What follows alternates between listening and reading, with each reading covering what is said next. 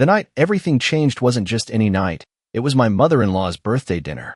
A gathering of smiling faces, expensive wine, and forced laughter. I never liked these events, but I showed up, like I always did, out of respect. Or maybe just out of habit. I arrived late, not on purpose, just work ran over. The moment I stepped into the dining hall of the fancy restaurant my wife, Olivia, had booked, I knew something was off. The table was full, every seat occupied. Every seat except one. Mine. I glanced at Olivia, standing by her mother, laughing at something one of her cousins said. When she finally turned to me, her eyes barely flickered with recognition before she smirked. "Oh, isn't there the right number of seats?" she said, loud enough for everyone to hear. A wave of laughter rippled through the room. Her uncle, some balding guy who always smelled like cheap cigars, slapped the table and wheezed. I looked around, waiting for someone to say something, to offer me a chair, to at least acknowledge what was happening. But no one did. I exhaled sharply and forced a chuckle, not because I found it funny, but because I wasn't about to give them the satisfaction of seeing me react. Instead, I pulled out my phone, checked the time, and said evenly, "I guess I'm not part of the family." And then I walked out. Not in a rage. Not in a dramatic storm. Just a quiet, deliberate exit. The kind that leaves people unsettled. And it did. 30 minutes later, I got a text from Olivia. "Where are you?" I ignored it. Then another. "Seriously, come back." That was a joke. I stared at my screen, my jaw clenched so tight it hurt. A joke. Yeah, just like all the other times. Like when her sister joked about how I wasn't on their level financially. Like when her mother joked about Olivia settling for me. Like when Olivia herself joked about how my job wasn't as prestigious as her brother's. It had been 6 years of jokes. And 6 years of me laughing along because I loved her. Not tonight. I drove, no destination in mind, just needing to be anywhere but there. My hands tightened around the wheel as my mind played through all the other times Olivia had brushed me aside, made me feel like an accessory, a background character in her carefully curated life. And then, something clicked. I had been blind. Because I wasn't just an accessory. I was disposable. And I was about to find out exactly how disposable. I drove aimlessly through the city, my fingers gripping the steering wheel tighter than necessary. The streetlights blurred past, and my thoughts churned, replaying every moment of that dinner. The laughter. Olivia's smirk. The way not a single person had even tried to offer me a seat. I wasn't part of the family. That much was clear. My phone vibrated again. "Olivia, don't be dramatic. Come home." Dramatic. That word made something snap inside me. I pulled over into an empty gas station lot, staring at the message. My thumb hovered over the keyboard, but I didn't reply. Instead, I sat there, the glow of the street lamp casting a dull light over the car, my mind racing with everything I had been too blind to see. The night she came home late. The way she started dressing up for girls' nights, like she was going on a damn date. The way she pulled away when I touched her. And then there was last Saturday. She had been weird that day. Edgy. Checking her phone constantly. I had walked into the kitchen just in time to see her tuck it away quickly, her face blank, too blank. I had let it slide then. Told myself I was overthinking. Now, I wasn't so sure. My chest tightened as a sick feeling crawled up my spine. I needed answers. I started the car, but instead of heading home, I drove to the one place that could tell me the truth, our phone account portal. Olivia never bothered with tech stuff. I handled all the bills, all the passwords. I pulled into a dark parking lot, opened my laptop, and logged in. My heart pounded as I navigated to the call and text history. Her most recent texts weren't to me. They were to a number I didn't recognize. A number she had been texting all day. And all night. And not just today. Every single day. I swallowed hard, my pulse hammering in my ears. I copied the number, pasted it into a reverse lookup site, and waited. A name popped up. Nathan Carter. I didn't know a Nathan Carter, but Olivia did. My stomach twisted as I scrolled through the history. Late night calls. Dozens of messages. And then I saw the worst part. A hotel address. I sat there, staring at the screen, my hands ice cold. My mind screamed at me to stop, to shut the laptop, to pretend I never saw it. But I couldn't. I clicked on the location, my breath shallow. The timestamp was from 2 nights ago. The same night she told me she was at a work event. I gripped the edge of the laptop, my vision blurring with red-hot fury. She had lied. Again. And suddenly, everything, the missing seat, the humiliation, the jokes, it all made sense. I had been a fool, and I wasn't going to be one any longer. I closed the laptop, my hands shaking with a mix of rage and something colder clarity. This wasn't just suspicion anymore. This was real. Olivia was cheating, and she wasn't even being careful about it. The humiliation of that dinner had been bad enough, but this was worse. This was her treating me like I was nothing. Like I was some blind idiot who would never put the pieces together. I started the car and drove home, my mind spinning with everything I wanted to say, everything I wanted to do. I wasn't about to scream or break things. That would be too easy. No, I wanted her to feel this. I wanted her to see what it was like to be blindsided. When I pulled into the driveway, the house was dark. She was home. Of course she was. She had no idea I was on to her. I stepped inside, shutting the door softly behind me. The faint sound of the TV played from the living room. I found her curled up on the couch, scrolling through her phone like she didn't have a care in the world. She looked up, barely reacting. "Oh, you're back." That was it. No apology, no concern. Just oh. I stared at her, something inside me tightening. Yeah, didn't feel like sitting through dinner with people who don't give a damn about me. She sighed, tossing her phone onto the couch. Come on, it was a joke. You really left over that. I studied her, taking in how easily she dismissed what happened, how little it mattered to her. It wasn't just that, I said quietly. Something in my tone made her hesitate. Okay, well, you missed a great dinner. But whatever. You're home now. I ignored the bait. Where were you 2 nights ago? That got her attention. Her posture stiffened, just for a second, before she forced a scoff. I told you, a work thing. A work thing. I could hear her voice in my head, saying the same excuse when she came home late that night. I remembered the smell of perfume that wasn't hers. The way she avoided my touch, slipping out of her dress before I could even get near her. I leaned against the wall, arms crossed. Which hotel was the event at? Her face barely flickered, but I saw it, that split second of panic before she smoothed it over with a fake laugh. What? Why are you even asking me that? I tilted my head. Because I checked our phone bill. The color drained from her face. I pulled out my phone, tapped the screen, and held it up. Nathan Carter. You've been texting him every day, calling him late at night. And 2 nights ago? You were at a hotel with him. Silence. Then she did what she always did. She lied. This is insane. You're checking my phone records now? Jesus, you sound crazy. I stepped closer, my voice razor sharp. Don't even try to flip this on me. Just tell me the truth. Her lips pressed together, and for a second, I thought she might actually come clean. But then she rolled her eyes. Oh my God, fine. You want the truth? She laughed, but it wasn't real. It was sharp, biting. Yeah, I was at a hotel. Yeah, I was with Nathan. And you know what? I don't even feel bad about it. I went still. She leaned back against the couch, arms crossed, smirking like she had won something. You've been so boring lately. So predictable. And honestly, Nathan gives me what you can't. That did it. The last piece clicked into place. She never respected me. Never cared. I stared at her, not with anger, but with something colder. And I knew exactly what I had to do. A heavy silence settled between us. She expected me to explode, to shout, maybe even beg. But I didn't. I just looked at her, and for the first time in years, I really saw her. She was still smirking, still lounging on that couch like none of this mattered. Like I was the one making a scene over nothing. I nodded slowly, taking in the weight of her words, the sheer disrespect dripping from every syllable. So that's it, I said, voice eerily calm. She shrugged. Yeah, that's it. What? You thought we were some perfect little couple. She scoffed. Wake up. I stopped loving you a long time ago. You're just there.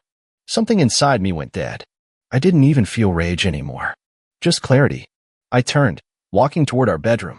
Behind me, I heard her laugh. Oh, what? You're gonna go cry about it. I didn't answer. I grabbed my duffel bag from the closet, threw in enough clothes to last a week. My passport, my laptop, a few essentials. I wasn't going to waste another second in this house. I was halfway down the stairs when I heard her footsteps behind me. What the hell are you doing? I didn't stop. Leaving. Her laugh was sharp, almost disbelieving. Oh please, where are you going? I zipped up my bag, grabbed my keys, and finally met her gaze. Anywhere that isn't here. Something flickered in her eyes then. Not regret, she wasn't capable of that. It was annoyance. Like she was just now realizing that I wasn't going to grovel, that I wasn't going to play her little game. You're not serious, she scoffed. I slung the bag over my shoulder. Dead serious. She crossed her arms, lips curling. You really think you're gonna do better than me? I almost laughed. That was the thing about people like Olivia. They thought they were the prize, even when they were the problem. I walked past her, straight to the front door. Right as I reached for the handle, she spoke again. You'll be back. I paused for a fraction of a second. Then I looked over my shoulder, met her eyes one last time, and said, not a chance. And then I walked out. The cold night air hit my face as I stepped onto the porch. It felt like freedom, like the first real breath I had taken in years. But I wasn't done yet. She thought she had one. She had no idea what was coming. I got in my car and pulled away from the house, my grip tight on the wheel but my mind sharper than it had been in years. I wasn't angry anymore. I wasn't even heartbroken. I was done. But being done didn't mean I was walking away without making sure she felt this. I drove to the one place Olivia never expected me to go, her parents' house. The same people who had laughed at me just hours ago, who had treated me like an outsider at that dinner. They thought they could humiliate me, that I'd just take it. But tonight, I was going to let them see exactly who their daughter really was. I pulled up in their driveway, stepped out, and knocked. A few moments later, the door swung open, and there stood Olivia's father, Robert, gray-haired, always in a stiff-collared shirt, always looking at me like I wasn't good enough. He frowned. What the hell are you doing here? I smiled. A cold, knowing smile. I figured you should know what your perfect daughter has been up to. I pushed past him into the house. Olivia's mother, Diane, was sitting on the couch, a glass of wine in hand. She looked up, startled. Where's Olivia? I asked casually, like I was asking about the weather. Robert slammed the door shut. Why do you care? I pulled out my phone, scrolled to the screenshot I had taken of Olivia's text to Nathan, and held it up for them to see. Their faces shifted in an instant. Diane set down her wine glass, her mouth opening and closing like a fish gasping for air. Robert squinted at the screen, then looked at me. What is this? I tilted my head. Oh, just proof that your daughter's been screwing some guy named Nathan Carter. In case you were wondering why she suddenly started treating me like trash. Diane let out a gasp. That's not possible. I laughed. Oh, it's very possible. Your daughter's been cheating for months. And you know what? I would have handled this quietly. Would have just walked away. But after that little stunt you pulled tonight? That dinner. I stepped closer, lowering my voice. You all humiliated me. Laughed at me like I was nothing. And the whole time, your daughter was the real disgrace. Robert's face turned red. He looked at Diane, then back at me. We had no idea. Yeah. I pocketed my phone. Maybe next time, don't treat the wrong person like garbage.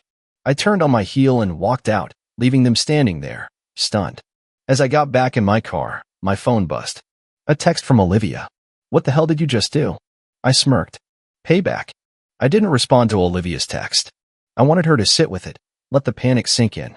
I could imagine it now, her phone blowing up with calls from her parents, their perfect image of her shattered. Good.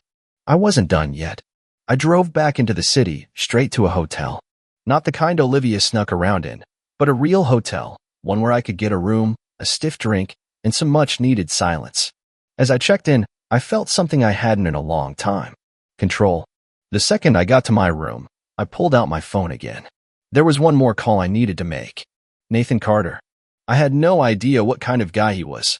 Maybe he was a scumbag like Olivia. Maybe he didn't even know she was married. Either way, he was about to find out. I hit dial. The phone rang twice before he answered. His voice was groggy, annoyed. Hello. I leaned against the hotel window, looking down at the city lights. Hey, Nathan. This is Olivia's husband. Silence. Then a sharp breath. What? I almost laughed. Yeah, I figured she didn't tell you. There was a long pause, then his voice hardened. Listen, man, I don't know what you think. I cut him off. I know exactly what I think. I've got the texts, the hotel receipts, all of it. Another pause. This one longer. Then, to my surprise, he sighed. Jesus Christ. She told me you two were separated. That made me pause. I had expected him to deny everything, maybe even throw some attitude my way. But his voice wasn't defensive. It was exhausted. We're not separated, I said flatly. At least, we weren't before tonight. Another sharp breath on his end. I swear to God, I had no idea. I almost believed him. Almost. You sure about that? I asked. Look, man, I don't need to lie to you. If I had known she was still with you, I wouldn't have touched her. I don't mess with married women. I ran a hand down my face. Well, congratulations. You just did. More silence. Then, in a bitter voice, he said, she's a piece of work, huh? I exhaled. You have no idea. For a few seconds, neither of us spoke. Then he let out a humorless laugh. So what now? You coming after me? I scoffed. Nah, you're not my problem. She is. He was quiet for a long time. Then, almost cautiously, he said, listen. I don't know you, but if you want to get even, I might have something you'd want to see. That caught my attention. I straightened up. I'm listening. Nathan sighed. Give me a few minutes. I'll send you something. The call ended. I stared at my phone, my pulse quickening. Whatever Nathan had. I had a feeling it was going to make this even worse. And I was ready for it. I paced the hotel room, my mind racing. What the hell was Nathan about to send me? Another confirmation of what I already knew? Or was there something even worse lurking in the shadows? My phone buzzed. A message. Nathan, check your email. Sent you something you should see. I didn't hesitate. I opened my laptop, logged into my email, and there it was, a forwarded thread of messages and attachments. My stomach twisted as I clicked on the first one. It was a screenshot. Olivia's name at the top. Her messages to Nathan were clear as day. He's such a joke. I barely have to try anymore, and he still does whatever I want. Honestly, if he found out, who cares? He's too pathetic to leave. I clenched my fists. But it got worse. Another message, dated a month ago. Nathan, if I get caught, just play dumb. I'll handle it. He's not going to do anything. He never does. I scrolled faster, my pulse hammering. Attached to the last email was a video file. I hesitated. Then I clicked. The screen flickered to life. The video was shaky, like it had been recorded quickly, without much thought. But the audio? The audio was clear as day. Olivia's voice. Yeah, I'll be home later. No, he won't suspect anything. He's too busy being a good husband or whatever. God, you should see the way he looks at me like I'm some saint. It's pathetic. Nathan's voice responded, but I barely heard it. My ears were ringing. Then Olivia laughed. Honestly, I don't even know why I married him. Probably just needed a placeholder until someone better came along. I slammed the laptop shut. For a moment, I couldn't move, couldn't breathe. I had known she was a liar, a cheater, a selfish excuse for a human being. But this was another level. A placeholder. Something inside me hardened, turned to ice. I grabbed my phone and typed out a single message to Olivia. Pack your things. You're leaving tomorrow. It took less than a minute for her to reply. Excuse me. I smiled. A sharp, humorless smile. I saw everything. Every text. Every video. Every word you said about me. And guess what? You're right. I won't do anything. I waited a second, then sent the next message. Because you're not worth it. Her typing bubble popped up instantly. Then it disappeared. Then popped up again. I imagined her sitting in our house, panicking, scrambling for a way to manipulate her way out of this. Too late. I turned off my phone, leaned back in the chair, and let out a breath. Tomorrow, she'd come home to the consequences she never saw coming. Morning came, and I was already up, drinking bad hotel coffee, staring at my phone. No new messages from Olivia. No desperate calls.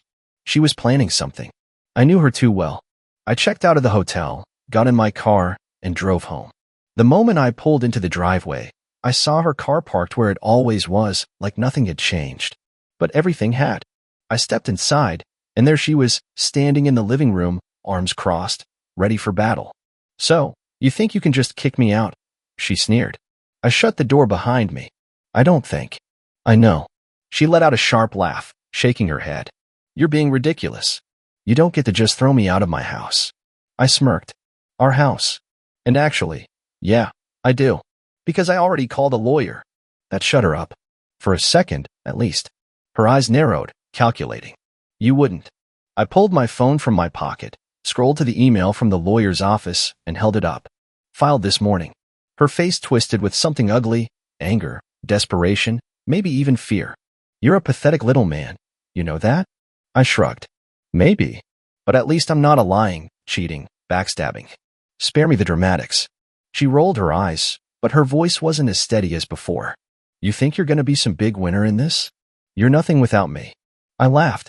Actually laughed. Olivia, the only thing I'm losing here is dead weight. Her face turned red. She opened her mouth to fire back, but before she could, I walked past her and straight to the hallway closet. Pulled out a suitcase. Start packing, I said. I want you out by the end of the day. She scoffed. And where exactly do you think I'm going? I smirked. I don't care. Maybe Nathan's got a spare room. Her expression flickered, just for a second. Just enough for me to see it. She hadn't told him. She'd been so sure she could talk her way out of this, keep her double life going. Not anymore. She tried one last time. Dropped her arms, softened her voice. Look, we don't have to do this. We can fix things. I raised an eyebrow. You called me pathetic 10 minutes ago. Her lips pressed together. I leaned in just slightly, lowering my voice. And I meant what I said last night. You're not worth it. Something in her broke then. Her mask slipped. She grabbed the suitcase and yanked it open, her movements sharp, angry. I watched her shove clothes inside, muttering curses under her breath. It didn't matter. She could call me every name in the book. By the end of the day, she'd be gone. She packed like she was trying to break something. Clothes stuffed into the suitcase without folding, drawers slammed shut so hard I thought they'd break. Every few minutes, she'd throw a glare my way, like she expected me to change my mind. I didn't. I stood in the doorway, arms crossed, watching. I wasn't going to make this easy for her. She wanted to humiliate me? Treat me like a fool? Make me feel like I was nothing? Now she got to feel what it was like to have no control. When she finished stuffing her things into the suitcase, she yanked the zipper closed and turned to me, lips curled in a sneer. You'll regret this. I let out a slow breath, tilting my head. You know what's funny? That's exactly what your family looked like last night. Right after I told them everything. Her smirk vanished. You. I nodded, stepping closer. Oh yeah. You should have seen their faces. Mommy and Daddy? Stunned. Like someone smacked them across the face. They couldn't believe their golden girl was nothing but a lying, cheating. Shut up. I smiled. Touched a nerve. Her hands curled into fists. You're such a petty little man. I leaned against the doorframe. And yet I'm not the one dragging a suitcase out of the house I pay for. Her face twisted in fury, but she didn't have a comeback. She knew I had one. She grabbed her suitcase and stomped toward the door, yanking it open. The moment she stepped outside, I followed, just to watch. The sky was gray, the wind sharp. She looked small standing there, clutching her luggage like a defeated soldier. For the first time in years, I felt light. She turned to me one last time, eyes flashing. You think you're better than me now? I didn't even hesitate. I always was. She opened her mouth, then shut it. She had nothing left to say. Without another word, she turned and walked to her car, tossing the suitcase into the trunk. I stood in the doorway, arms crossed, watching as she drove away. The second her car disappeared down the street, I let out a breath I didn't realize I had been holding. It was over. I stepped back inside, shutting the door behind me. The house was silent, but it didn't feel empty. It felt free. I wasn't broken. I wasn't lost. I was done. And for the first time in years, that felt like the best thing in the world. The silence in the house was different now. It wasn't heavy. It wasn't suffocating. It was mine. I walked through the living room, the kitchen, running my fingers along the counters, noticing things I hadn't before. The absence of her perfume in the air. The way the house suddenly felt bigger without her in it. I sat down on the couch, stretching my legs out, and for the first time in years, I didn't feel like I had to prove myself. I didn't have to impress, didn't have to chase someone who didn't even respect me. I had one. My phone buzzed. A message from Nathan. She just called me. Wanted me to take her in. I told her to go to hell. I smirked. I typed back, guess she ran out of options. Nathan replied almost instantly. She played us both. Good luck, man. You're better off. Damn right I was. I tossed my phone onto the table, stood up, and stretched. The weight in my chest, the anger, the humiliation from last night, it was gone. I was done wasting my time on someone who never deserved me. Done second-guessing, done explaining myself to people who never gave a damn about me in the first place. I wasn't broken. I wasn't even sad. I was free. And for the first time in a long time, I was excited to see what came next. I stood in the middle of the living room, letting the silence sink in. Not the kind of silence that came from tension, from walking on eggshells, from waiting for another argument to start. No, this was different. It was clean. It was mine. I poured myself a drink, something I never really did before because Olivia hated when I drank at home. Bad habit, she used to say. Like she had any room to judge. I raised the glass to no one in particular and took a slow sip. letting the burn settle in my chest. Then, for the first time since this whole mess started, I laughed. Not bitterly, not out of frustration, just laughed. Because she thought she could break me, thought she could treat me like a backup plan, a placeholder, a joke. And now? She was the one with nowhere to go. She had burned every bridge, lied to everyone, humiliated me in front of her family, only for them to turn on her the second they learned the truth. She thought she was untouchable. Turns out, she was just replaceable. I finished my drink, set the glass down, and grabbed my keys. I wasn't going to sit around in this house dwelling on the past. I wasn't going to spend another second thinking about her.